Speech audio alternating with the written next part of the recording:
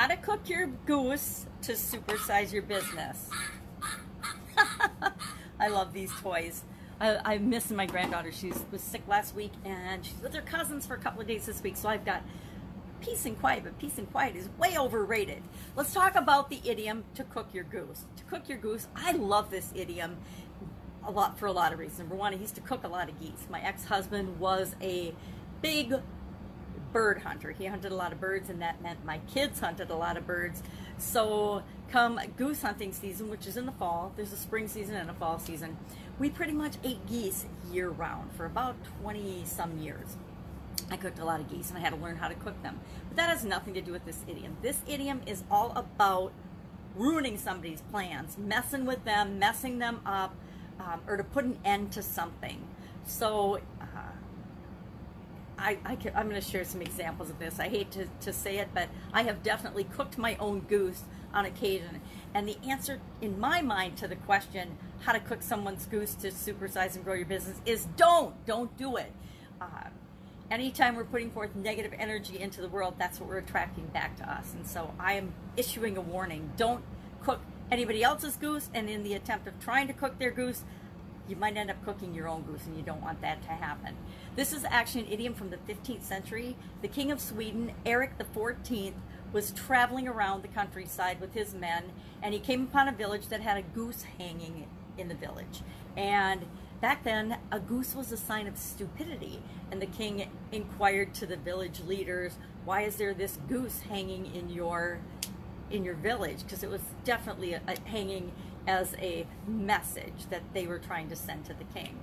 And they said that they were cooking their goose. Well, the king was so offended that he, of course, ordered his men to burn the entire village to the ground, destroying the village, and in turn actually literally cooking the goose. Thus, the expression became popular. So to ruin someone's plan, or to actually self-sabotage and ruin your own plan, is what sometimes happens when you're trying to convey a different message. So, have you ever done anything or said anything that backfired on you? Have you ever self-sabotaged? Have you ever set yourself up for what you thought was the right direction and success, but it turned out to be a major mistake that put you back a couple of steps in the direction you were trying to go? I can think of several times this has happened to me. In my corporate career, I actually would work myself out of a job. I would set systems and things in place so that my job wasn't necessary anymore, or I would train my team so well that when it came time for when the business sold, I was one of the first people to go because they didn't need me. I had got everybody and all the systems and everything in place so well that I didn't need to be working there anymore. Now, you could say that backfired on me if I wanted to still be working there, but I always find something, and I'm always moving forward. So to me, it wasn't really cooking my own goose, but a lot of people are like, oh, you really blew the thing there by training all us up to do what you need, what you knew how to do, and now here we still are, and you're gone.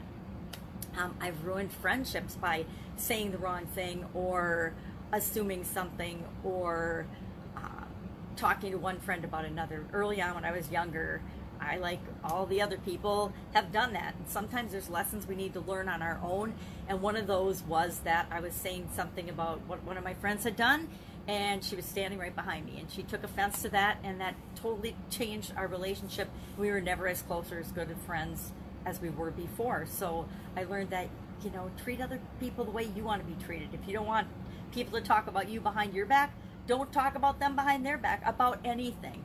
And I'm grateful for that lesson. It was a painful lesson, but I'm grateful for it because it taught me at a young age to go to the source. If I have a problem with someone, I go to them. I don't tell someone else about it. And that's definitely not the way a lot of people operate. I got what I expected in my marriage and in my relationship, and it's kind of backfired on me because I used to always say to my husband, you get what you expect. And he hated that. That was, if I wanted to pick a fight, all I had to say was, well, you get what you expect. And that would immediately trigger him, and we would have a fight about it. And now I'm divorced, so apparently I got what I expected too. So sometimes things don't go as we plan. So whenever we're plotting against anything, whenever we're bitching, moaning, complaining, whining, blaming something or someone outside of us and our organization for something that isn't the way we want it to be in our business and in our organization, that doesn't hurt the thing or the the people or the competition that we're complaining about, it only hurts us because we're wasting our time and our energy on assessing blame, and we're focusing on the problem instead of focusing on the solution. Instead of taking actions to make us better, we're trying to tear down or fight against the competition. Whenever we fight against anything, what happens? We get more of it. If you start pushing against and fighting against your competition, watch how all of a sudden more and more competitors start to appear. It's just the way the world works. It's the way the universe works. If you hurt somebody's feelings, if you treat a customer or someone badly or hurt their feelings, that is a kiss of death. That will definitely cook your own goose and come back to haunt you. If you treat people unfairly, if you treat your employees, your vendors, your partners, or your customers unfairly, that I guarantee will come back to bite you in the derriere and cook your goose. So I will stand by my conviction that how to cook your goose to supersize your business is to don't cook your goose in your business. Make sure that you're taking steps and working in the right direction to treat people the way that you want to be treated, to treat people fairly and humanely, right? And make the world a better place by building up and working on your strengths and serving people to the best of your ability, giving them the best possible experience. And if you do that, you never have to worry about the competition or fighting against the competition or pointing out anyone else's faults or frailties or your opinion of anyone else, because it just doesn't matter. You're too busy doing you and building your company to be what you want it to be, and the rest of the world will take care of itself. That's it. I'd love to know your experience with this idiom, cook your goose, or if your plans have ever been ruined. I can think of lots of times my plans have been ruined, and then we just flip the switch and do something different. That's it. Have an amazing day. I will be with you tomorrow with another interesting idiom. What does it mean? Where does it come from? And how might you use in your business right now?